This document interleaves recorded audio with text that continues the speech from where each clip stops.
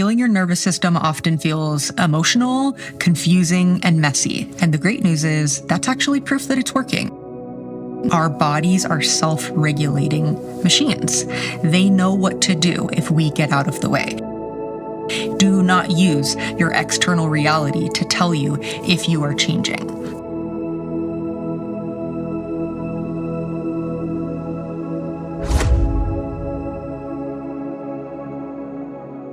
Sign number one that you are regulating your nervous system is you are feeling more. If you are healing, you're going to be feeling more emotionally. Emotions that you used to bury and run from will be rising to the surface. So if you start feeling like you're having some emotional outbursts, crying randomly, getting angry, getting irritable, that was a common one for me. When my nervous system began healing, I started feeling these emotions that I had never let myself feel. It was a sign that the emotions that I had buried were now having a chance to express.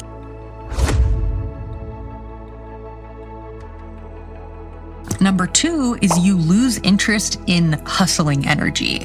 You have become very accustomed to living on cortisol and on adrenaline and on all those stress hormones. And as you start to heal, suddenly you're not able to fake that productive energy. That go, go, go just starts to feel uncomfortable for you. And then also the dopamine hits that used to work really well, maybe when you were overeating or over scrolling or over drinking, they're just not hitting the same way anymore. When this happens, you are moving from survival energy to real energy.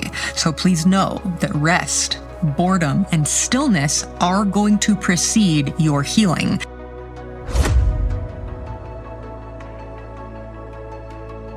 You just start craving more alone time. You realize that being alone and having that solitude feels more life-giving to you rather than an avoidance of your life. You start to notice the way your nervous system is reacting when you are out and about. I went on a trip to Minnesota and my body reacted extremely to all that stimulation that I got really good at noticing how I needed to downshift.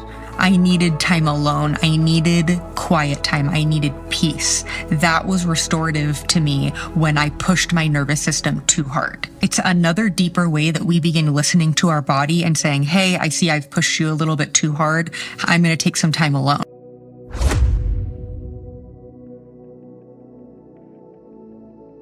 The fourth thing is noticing that body patterns are changing. This can look very hectic and scary from the outside, but it's actually a good sign that things are changing. Your sleep can become inconsistent. You might need naps. You might wake up at 3 a.m. You might have a hard time falling asleep, but that is a sign of repatterning. Your digestion may change. Your appetite may change. Your period cycles might change because everything is affected by the autonomic nervous system. It runs your hormones. It runs everything going on. Most of this is letting our body work it out and not getting involved.